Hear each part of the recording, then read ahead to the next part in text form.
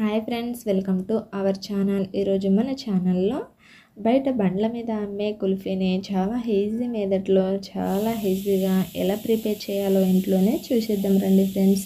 మన పిల్లలు ఈ కుల్ఫీని చాలామంది ఇష్టపడుతూ ఉంటారు కదా. హెల్తీగా ఎలాంటి కలర్స్ వాడకుండా చాలా సింపుల్ వేలో ఈజీ మెథడ్లో ఎలా ప్రిపేర్ చేయాలో చూసిద్దాం రండి. మీరు ఈ వీడియో చూశాక బయట అనేది కొనకుండా ఇంట్లోనే మళ్ళీ ప్రిపేర్ చేసుకుంటారు. సో లేట్ ఎందుకు, మరి వీడియోలో చూసిద్దాం రండి. ఒక చిన్న బౌల్ తీసుకొని 4-5 బాదం పప్పుల్ని తీసుకొని నానబెట్టి పక్కన పెట్టేసుకోవాలి. ఇలా పక్కన పెట్టేసుకొని స్టవ్ మీద ఒక కడాయి పెట్టుకొని దీంట్లో 1/2 లీటర్ పాలని యాడ్ చేసుకోవాలి. ఇలా యాడ్ చేసుకొని వేడేలోపు ఒక చిన్న బౌల్ తీసుకొని దీంట్లో 1 టీ స్పూన్ వరకు కస్టర్డ్ పౌడర్ని తీసుకుంటున్నాను ఫ్రెండ్స్. మీ దగ్గర కస్టర్డ్ పౌడర్ అనేది అవైలబుల్లో లేకపోతే ఇదే ప్లేస్లో కార్న్ఫ్లవర్ని యాడ్ చేసుకోవచ్చు. ఇలా ఉండలు అనేది లేకుండా పర్ఫెక్ట్గా కలిపేసుకొని పక్కన పెట్టేసుకోవస్తే మనం ముందుగా నానబెట్టిన బాదం అనేది ఇలా పొట్టుని ఈజీగా వచ్చేస్తుందండి. నేను ఇలా ఒత్తితే జారిపోయిందనమాట. చూడండి, చాలా ఈజీగా వచ్చింది. కాస్త వేడి నీళ్ళని పోసుకున్నాను. మీరు ఇలా వేడి నీళ్ళలో నానబెట్టినట్లయితే ఈజీగా ఫాస్ట్గా వచ్చేస్తుంది అనమాట. ఇలా కంప్లీట్గా తీసేసుకొని ఒక మిక్సీ జార్ తీసుకొని దీంట్లో 5-6 ఇలాచీని, మనం ముందుగా నానబెట్టిన బాదంని, ఒక 2 టేబుల్ స్పూన్ వరకు పాలని యాడ్ చేసుకొని మెత్తగా గ్రైండ్ చేసి తీసుకోవాలి.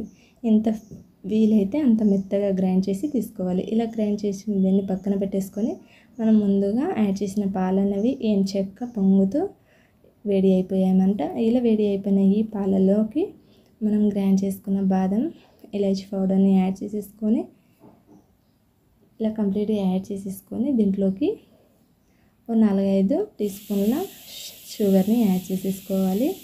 ఇలా మనకి రుచికి తగ్గ షుగర్ని యాడ్ చేసేసుకొని దీంట్లో ముందుగా కలిపి పెట్టుకున్న కస్టర్డ్ పౌడర్ పాలని యాడ్ చేసేసుకోవాలి. యాడ్ చేసేసుకొని ఏం చిక్కపడేంత వరకు ఈ పాలని కాల్చుకుంటే సరిపోతుందండి.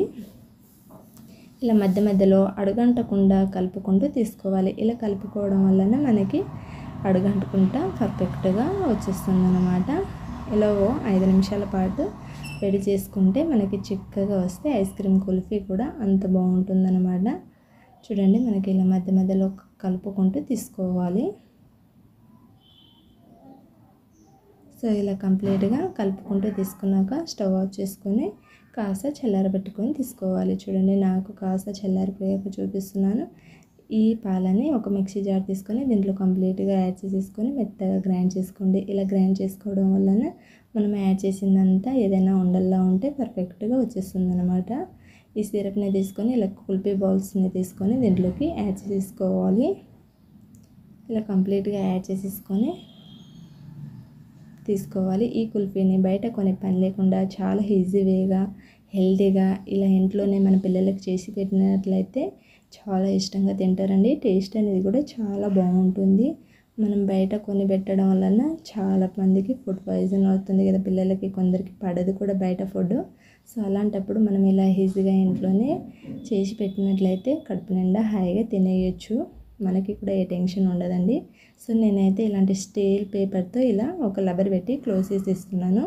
ఇలా నేను కుల్ఫీ ఐస్వి పుల్లలు ఉంటాయి కదా, అవే యాడ్ చేస్తున్నాను. మీ దగ్గర ఐస్ క్రీమ్ పుల్లలు ఉన్న అవి యాడ్ చేసేయచ్చు. సో నేనైతే డైరెక్ట్గా ఇవి యాడ్ చేసేసి వీటిని ఫ్రిడ్జ్లో 6 to 7 అవర్స్ పాటు ఇంట్లోనే పెడుతున్నానండి. ఇలా కుల్ఫీ బౌల్స్ లేకపోతే మీ దగ్గర ఇలాంటి స్టీల్ గ్లాసెస్ ఉంటాయి కదా, సో ఇలాంటి బౌల్స్లోకి ఇలా కవర్ చేసి దీంట్లో కూడా సేమ్ ప్రాసెస్లో ఇలా యాడ్ చేసుకుంటే మనకి ఐస్ క్రీమ్ పర్ఫెక్ట్గా అయిపోతాయి అనమాట. కుల్ఫీ బౌల్స్ లేకపోతే సో 6 to 7 అవర్స్ తర్వాత చూపిస్తున్నాను. చూడండి, మనకి ఐస్ క్రీమ్ ఏం చెక్క రెడీ అయిపోయిందన్నమాట.